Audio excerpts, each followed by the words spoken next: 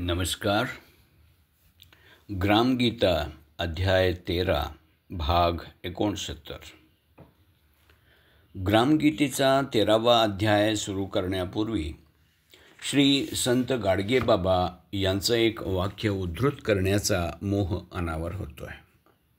ते म्हणतात, मायबाप हो, पशुकी होत पन्हैया, नरका कछुना होय, नर करणी करे, तो नरका नारायण होय.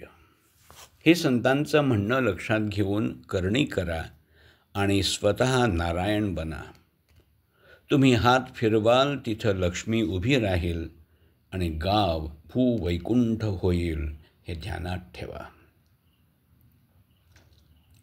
संत तुकडोजी महाराजांनी 13व्या अध्यायात ग्रामनिर्माण कलेबद्दल विवेचन केलेलं आहे.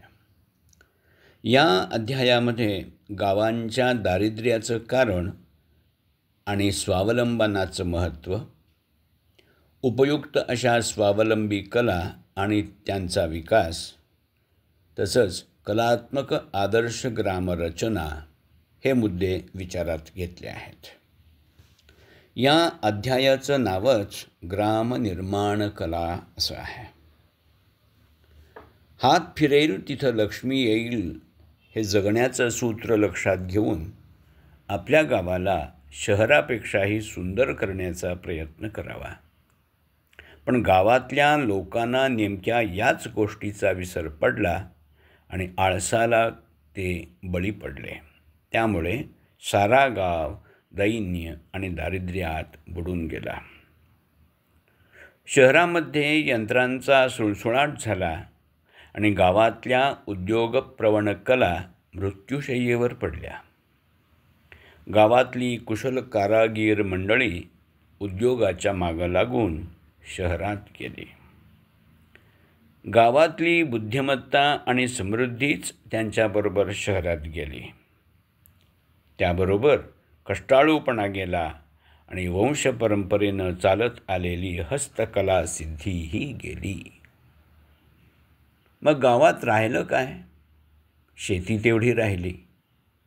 ती पण कशी बशी चालवली जाते, कारण गावातलं शहाणपण, शक्ती आणि संपत्ती यांचा ओघच दुसरीकडं वळला.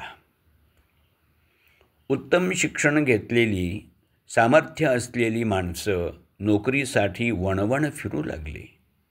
मग गावात उद्योगधंदे कसे टिकतील आणि शेतजमीन तरी कशी टिकेल?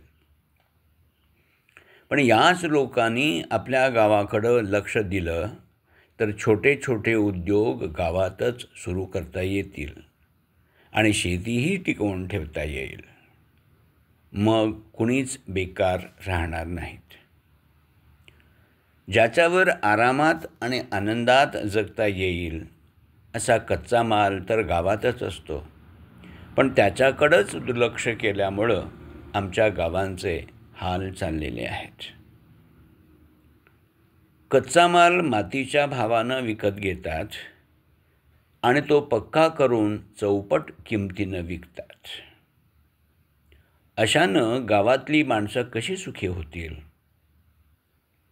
स्वतः पिकवायचं आणि उपाशी राहायचं हेच त्यांच्या नशिबी येतं. खरं तर खेड्यातल्या लोकांनी सर्वस्वी स्वावलंबनावर राहिलं पाहिजे. शहरावर अवलंबून न राहता सगळ्यांनी आपल्या गावात राबलं पाहिजे. आपलं बुद्धिकौशल्य, शक्तिसामर्थ्य शहरात वापरण्यापेक्षा आपल्या गावातच त्याचा विचारपूर्वक वापर करून स्वावलंबी झालं पाहिजे. त्यासाठी आळशीपणा झटकून कामाला लागलं पाहिजे. स्वावलंबनाबद्दल घरोघरी प्रेम उत्पन्न केलं पाहिजे. घरच्या मुलाबाळांनी पण राबलं पाहिजे. घरातल्या बुजुर्गांनी त्यांना शेतीकामाची गोडी लावली पाहिजे आणि कष्ट करण्याची सवय लावली पाहिजे. गावकरी लोकांच्या हातात उद्योगाचं साधन आणि मुखात रामनाम असलं पाहिजे. गावातल्या एकेका घटकाला कलावंत केलं पाहिजे आणि सेवकही बनवलं पाहिजे. जो कष्ट करेल त्याला गाव मानू लागेल. जो आपलं घर व्यवस्थित ठेवेल तो आपोआपच गावाची शोभा वाढवेल.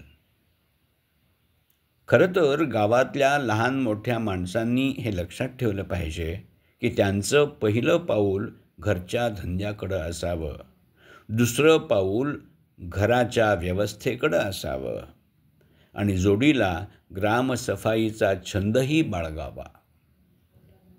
अशा प्रकारे कष्टानं राहण्याची सवय वाढवायला हवी.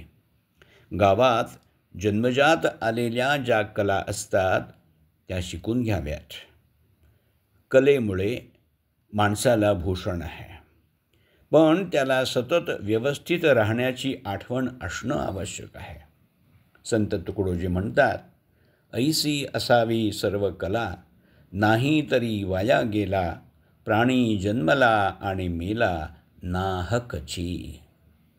ज्याच्या ठिकाणी कलाच नाही त्याचा जन्म वाया गेला असं समजा. क्रमशः